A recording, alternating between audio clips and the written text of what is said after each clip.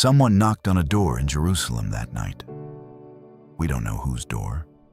We don't know what hour. We don't know who carried the message or what words they used. But at some point between the garden and the dawn, a mother found out that her son had been taken. The Gospels tell us everything about what happened to Jesus that night. The arrest, the trials, the denials, the courtyard fire, the rooster. They tell us almost nothing about where Mary was.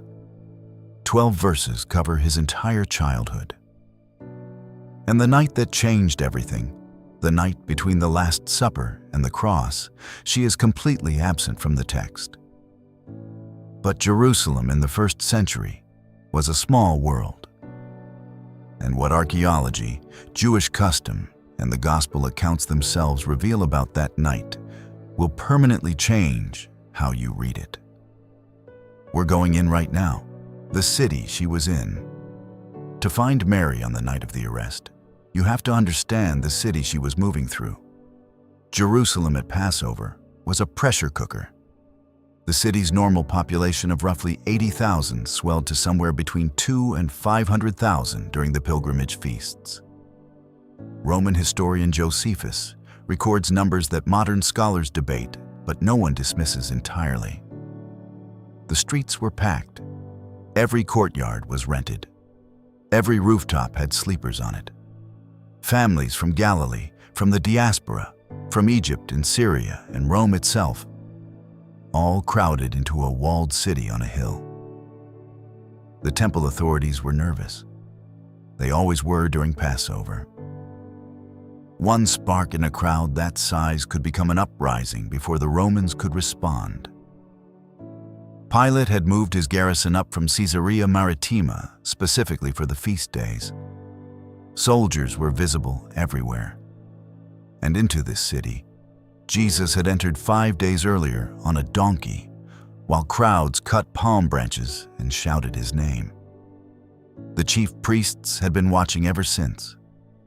Mary was somewhere in that city, a Galilean woman in her mid-40s, traveling with a group that followed her son. And on the night of the 14th of Nisan, while her son was in a garden on the Mount of Olives, praying words she would not hear until much later, something was about to happen that would reach her before morning. Where the women stayed. The Gospels name women throughout the Passion narrative. Mary Magdalene, Mary the mother of James and Joseph, Salome, Joanna, the other women who had followed from Galilee.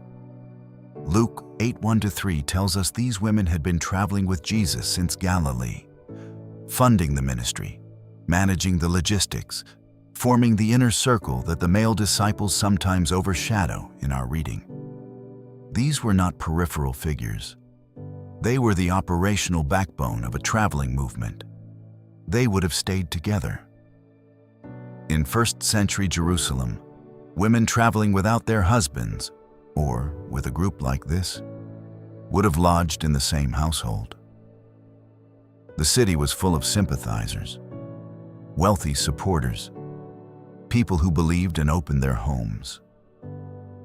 Luke 10 tells us about households that received them. Acts 12 tells us about Mary, the mother of John Mark, whose house in Jerusalem was large enough to hold a prayer meeting of significant size. Most scholars place the women's lodging in the upper city, the wealthier southern quarter where larger houses with guest rooms existed. John's Gospel suggests the beloved disciple had connections in Jerusalem significant enough to know the high priest's household. The networks were there. Mary was not alone that night. She was in a house with women she had traveled with for years, in a city that was already buzzing with the tension that had been building since Sunday. And sometime after midnight, the buzzing became something else entirely. How news traveled that night. Jerusalem was small. The walled city of first century Jerusalem covered roughly 230 acres. In modern terms, you could walk from one end to the other in 20 minutes. Everyone who was anyone in the movement knew where everyone else was staying. The Garden of Gethsemane was just outside the eastern wall, across the Kidron Valley, on the lower slope of the Mount of Olives. Not far. The torchlight of the arresting party, John 18:3 tells us they carried lanterns and torches and weapons, would have been visible from the city walls. John 18 tells us another disciple, widely believed to be John himself, was known to the high priest and followed Jesus into the courtyard of Annas' house. He was inside the trial before the night was over. Mark 14:51-52 gives us the strange detail of a young man in a linen cloth who fled naked when they tried to seize him in the garden.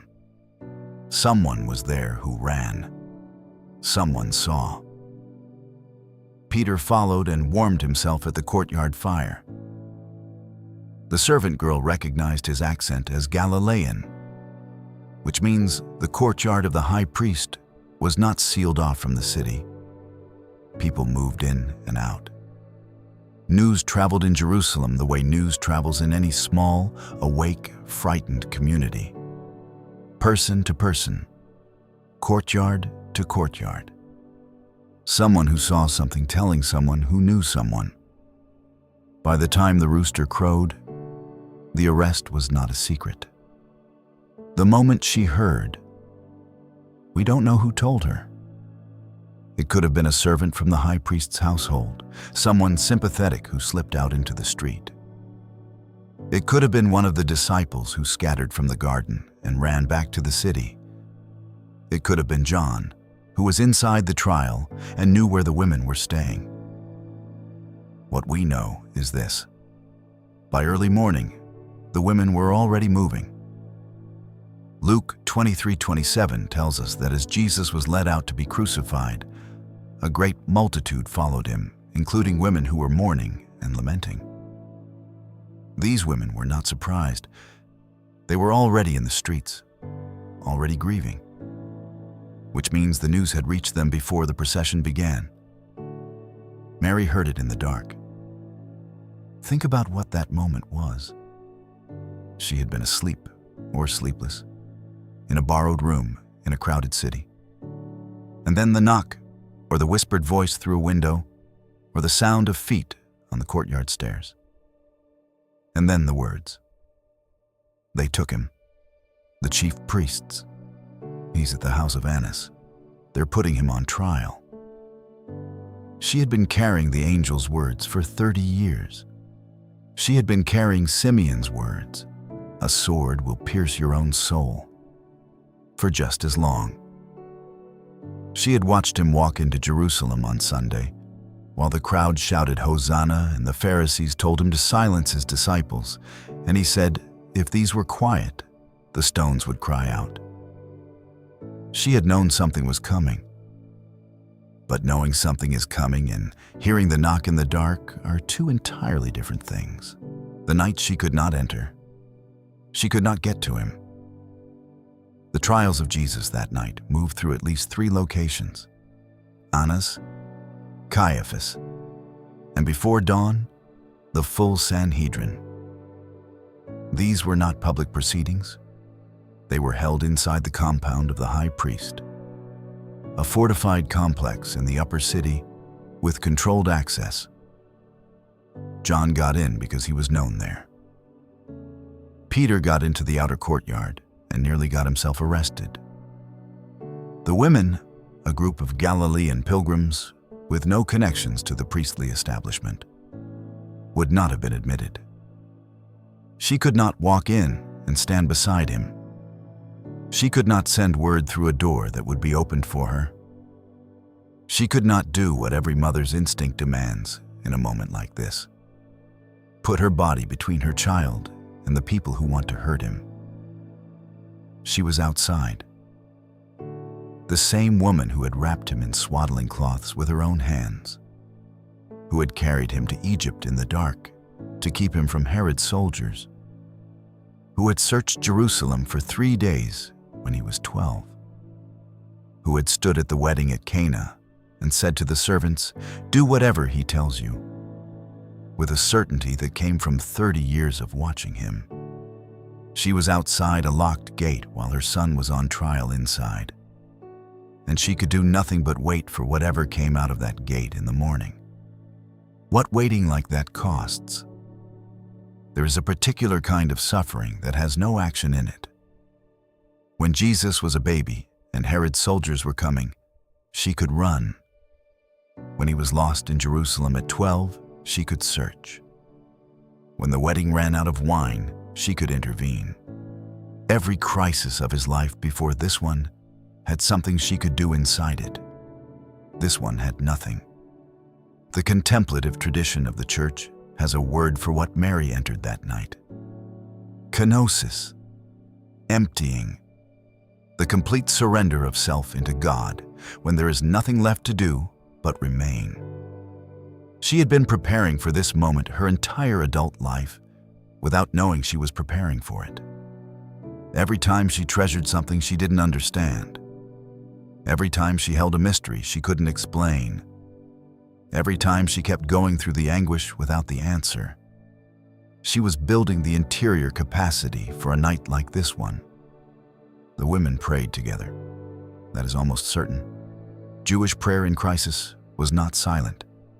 It was the Psalms, spoken aloud, together. Psalm 22. My God, why have you forsaken me? The words Jesus would speak from the cross in just a few hours. First spoken by David 1,000 years before.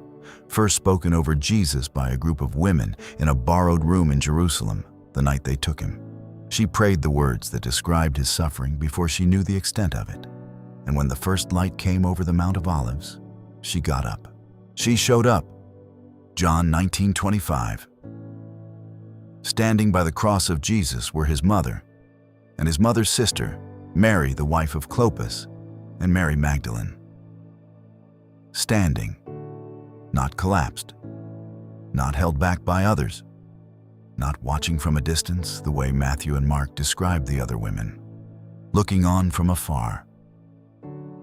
The women at the cross in John's account are close enough that Jesus speaks to them, close enough that he looks down and sees his mother's face and speaks directly to her. Woman, behold your son. To John, behold your mother. She is there. She is present. She is standing. After the night of not knowing, after the hours outside the locked gate, after whatever the dawn brought as news, the flogging, the crown of thorns, Pilate's verdict, the weight of the cross through the streets of the city. After all of it, she showed up. The woman who had said yes to Gabriel in a limestone house in Nazareth 30 years ago showed up at the place where that yes had always been leading. She did not understand all of it. She never had. But she had never let not understanding stop her from showing up. And she was not going to start now. She stood at the foot of the cross. She looked at her son. She stayed. The payoff. Step back now. The knock in the dark. The news that could not be undone. The locked gate she could not pass through. The long night with no action in it. Only prayer, only presence. Only the Psalms spoken into the dark. The dawn that brought worse news than the night. The streets of Jerusalem with the cross moving through them. And then the hill. And the standing. She was there for all of it. Not because she had power to change it. Not because she understood it. But because 30 years of treasuring what she couldn't explain had built in her something that the night could not take away. She knew how to remain when remaining was all there was. Here is the quiet truth. If you have ever sat outside a door you couldn't open while someone you loved was suffering inside.